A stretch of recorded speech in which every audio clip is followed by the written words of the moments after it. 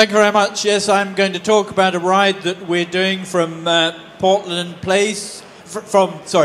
Oregon to Portland Place in London, which is 6,500 kilometres, a ride where we're going to be looking at cycling infrastructure in the cities that we go through. And just to give a brief introduction, we've got a little film which I'll show before I give you a little bit more information. So can we run the movie?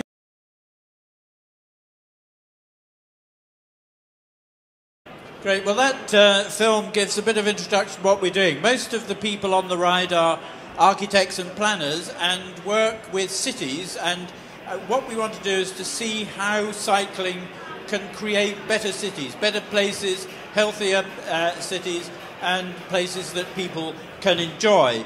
And as you can see by our outfits, and we've got you're not going to ride then, two of our riders here. We have lots of kit given to us very kindly by Rafa, so that we're very comfy en route, and this is our logo P2P.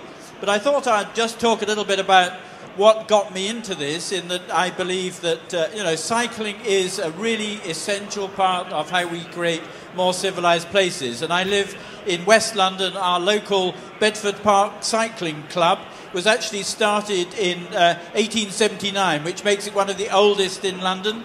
And this is a part of a whole shift in values in society, and even in those days before votes for women, cycling and women's liberation went together, and it's a key part, it seems to me, of a society which is based on health, exercise, and it would have been so much better if we just had the bikes and the cars hadn't come along to get in the way and make our lives miserable, noisy, smelly, and horrid. And I put this in because this is the Mayor of Bristol, George Ferguson, who some of you may have seen last night, who presented the prizes. I cycled across Cuba with him a few years ago, and he is a keen advocate of cycling. He was involved in the creation of Sustrans and a number of the routes around Bristol. So an important figure in how we change the way that cycling and cities interact. I've also been involved in organising some longer rides, and this is a regular annual ride which I organised down to the south of France to Cannes, and this happens in March, about the same time as the Paris-Nice ride. It doesn't go quite as fast, but we have got Lizzie Armitstead there leading the riders in. They're all, again, people involved in creating cities, developers, architects, and so on. And the idea is really to generate an interest in cycling amongst those people who determine the way that our environment is made. And these are the cyclists being greeted by Boris Johnson, and here he is with one of the riders who cycled in 5 days the whole way down from London to Cannes, 1,500 kilometres. You need to be pretty fit to do that.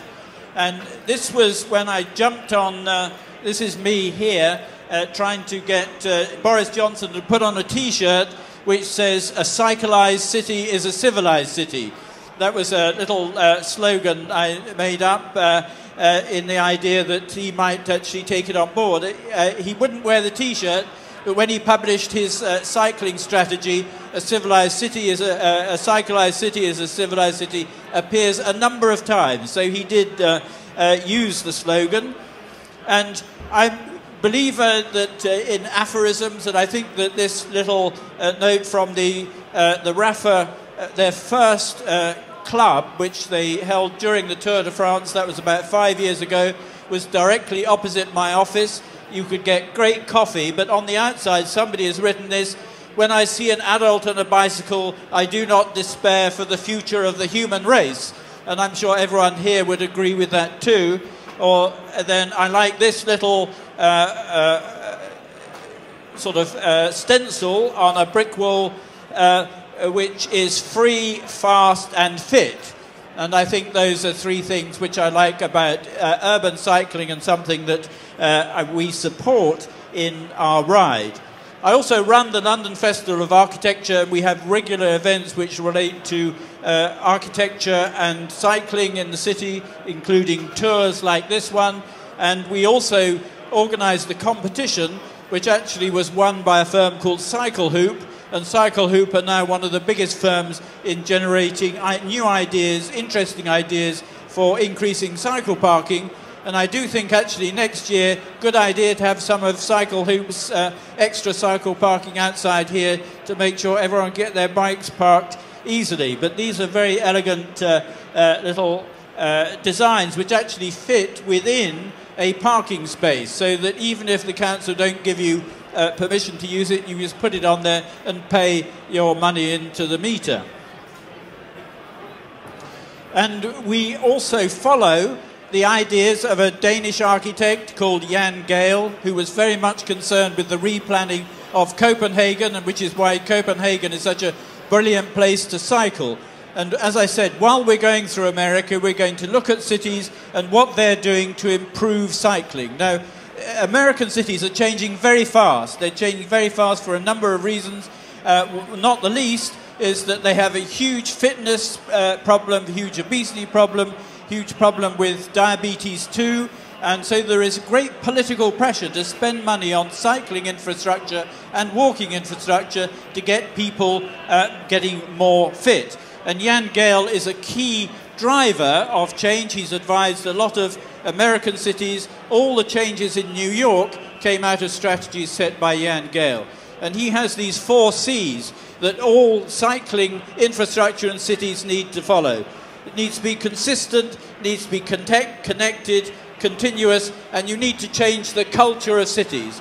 And I see the ride we're going on very much about changing cultures and the understanding of all these places en route, from Portland here in the west, right across to New York, to Pittsburgh, to New Jersey, Philadelphia, Chicago, Indianapolis, all sorts of cities like this which are changing very fast and delivering new infrastructure for cycling. It's, you realize when you start looking down and focusing in on Google Maps just how absolutely huge America is when you start to think about cycling across it. I normally use maps which are about 1 to 2,500 or maybe up to 1 to 10,000 scale. The maps for America are 1 to 3.8 million if you want to cover the whole width of America. So it's a big place, and you can't read this, but this is the sort of detail that Desmond, our rider who's keen on looking at the routes, we every day, different place. We look at the miles per day. We look at the elevation per day, and then of course where we're staying. We're going to be staying in inns and motels. We've got a van with us because we didn't quite fancy for 80 days camping, not having a hot bath and not having a comfy bed to sleep in. So I mean, it's a luxurious ride really. And what will be luxurious for me is that I'm actually having my bike handmade in Portland at the moment. And I thought it would be really good to have a bike made in Portland and then ride it right across the States into Britain. This is by John at Cashew Bikes in Portland. This is his bike CAD drawing for which he sent me when we'd worked out basically what it would be. There's lots of interesting stuff going into it, particularly the Chris King headsets and handlebars by Richie Comp, and special wheels being made by Corsa Concept, which is another Portland firm. So we like the idea really that, I might say, digging into the local culture of Portland, but also the idea of bringing something like that back to the UK. Now you might notice that I've got some quite colourful socks on. These socks were designed for us as a limited edition by Paul Smith for us to ride as we go into cities. We'll be wearing Lycra when we're outside cities, but when we're in cities we want to be seen as city cyclists, considerate cyclists, not Lycra louts. So we thought something mildly eccentrically English, like +4s, and something photogenic that people might notice we would wear going through. So I used Paul Smith's colourway on the colouring for my bike. So this is the sketch that I showed to John for my paint job. And I just got, last week I got the paint job photos back. The paint is now curing and will be he'll be putting the parts on next week, hopefully all in time for when I arrive in 10 days' time. So we will cycle across America with the slogan "Handmade in Portland, Oregon" on the side of the bike. Lovely lugs, and you see, I'm sure everyone here does love lugs. And so this is the colourway, so it'll match the socks. My name on the side, and here our P2P logo on the front. And I just thought I'd say something about the riders. This is our little training ride we did down to the south coast from London last weekend, stopping outside Arundel Castle, and then down to Littlehampton, Thomas Heatherwick's famous East Beach Cafe with the riders in front. And here are not all of the riders, but some of them, as you see, with the Paul Smith socks. We're going to have 14 riders who'll be riding out of Portland.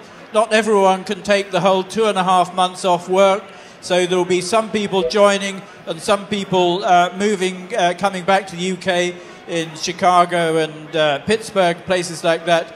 But what we're going to be doing is meeting up with cycle groups. They'll be riding in to guide us into cities, riding out of cities, and when we come to Bristol, we'll be riding around the city to see what's happening here in terms of cycling infrastructure, and then cycling up to London. And our final day will be July the 13th. We leave Portland on April the 27th, which is 2 weeks tomorrow.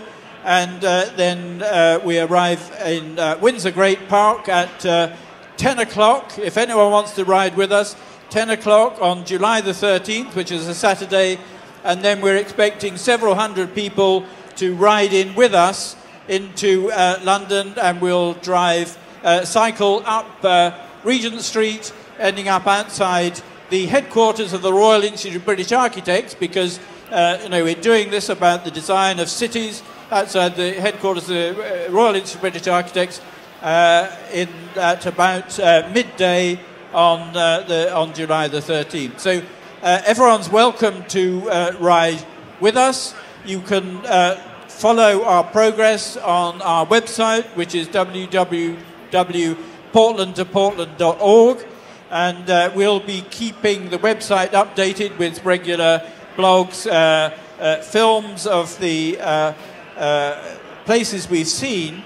And then on July the 31st, we are holding the London Cycling Summit, where we'll have Boris Johnson and various other people, where we'll be telling them what we found out during the ride and feeding that into the debate and discussion about how the infrastructure for cycling is improved in cities, both in America and in the UK.